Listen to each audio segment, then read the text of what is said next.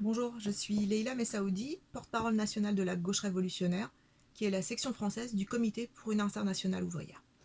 Alors la santé, ça n'a pas de prix, c'est peut-être la phrase qui correspond le plus à la situation pour la majorité de la population et des travailleurs à l'échelle mondiale aujourd'hui avec la crise du coronavirus. Mais pour les capitalistes et les gouvernements successifs, que ce soit celui de Sarko, Hollande ou plus récemment Macron et Philippe, eh bien la santé, c'est avant tout un marché.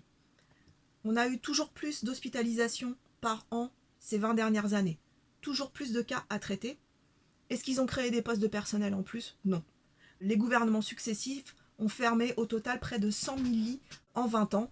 C'est gigantesque. Et c'est via les agences régionales de santé, ARS, qu'ils ont fait ce travail. Un travail où ils ont disséqué les budgets de l'hôpital, les budgets des services et réduit massivement les moyens en fusionnant par exemple des services, en réduisant massivement le temps d'hospitalisation des patients. Et ils ont fermé des services complets, ils ont fermé des hôpitaux de proximité et on sait aussi pas mal de maternités au risque de toucher à la vie des habitants et aux femmes qui allaient dans ces maternités par exemple.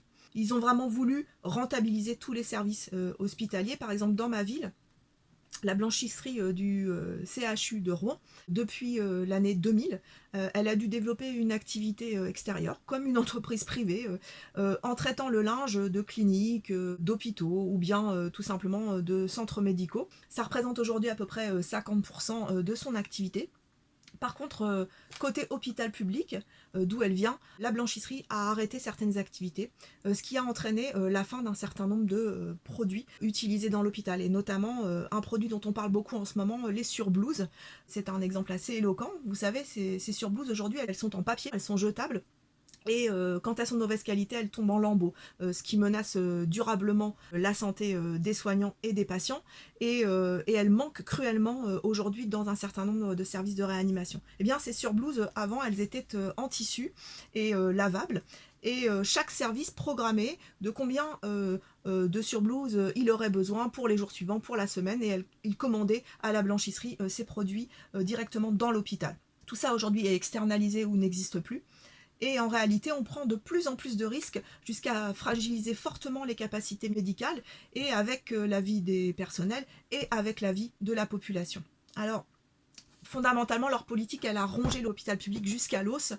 La tarification à l'activité, c'est devenu l'alpha et l'oméga de l'hôpital. Le prix de chaque acte médical était le principal élément pour développer ou réduire une activité hospitalière.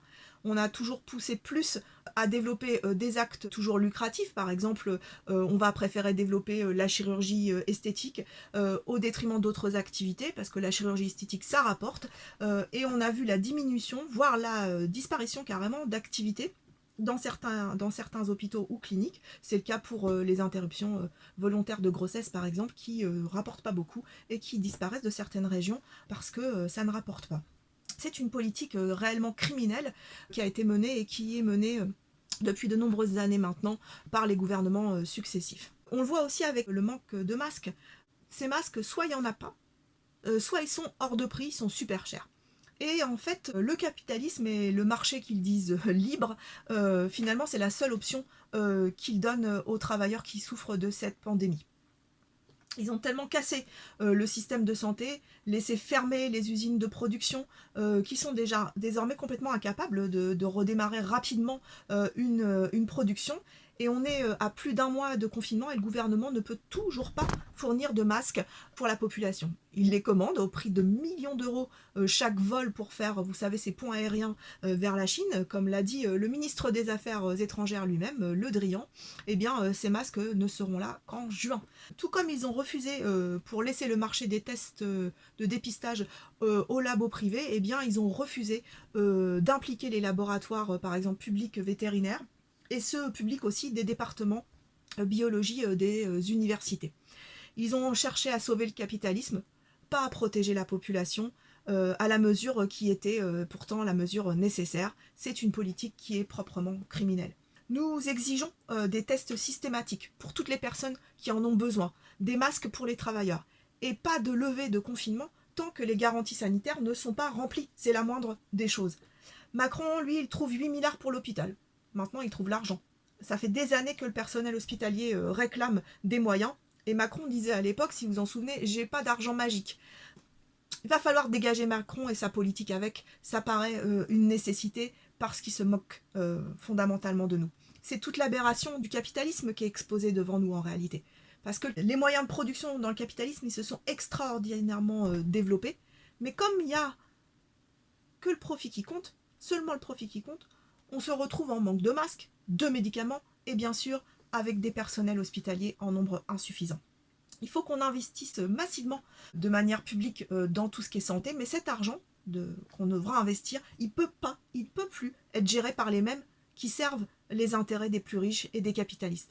Parce qu'ils ne cherchent que le profit. Ils n'ont que la recherche du profit en tête. La santé, comme les grands secteurs de l'économie et de la production, elle sera en mesure de répondre présente pendant une crise seulement si on retire des mains des capitalistes le secteur de la santé. Il faut être clair là-dessus. Il faut mettre fin à la folie du marché et au chaos du système capitaliste. Nous sommes pour exproprier les grands groupes pharmaceutiques et arrêter ce commerce qui est fait sur la maladie. C'est seulement géré par les travailleurs et les travailleuses eux-mêmes et la population que ces services redeviendront de vrais services publics pour le public, c'est-à-dire pour les besoins de tous et toutes. En réalité, on ne peut pas concilier les intérêts des capitalistes et ceux de la majorité de la population.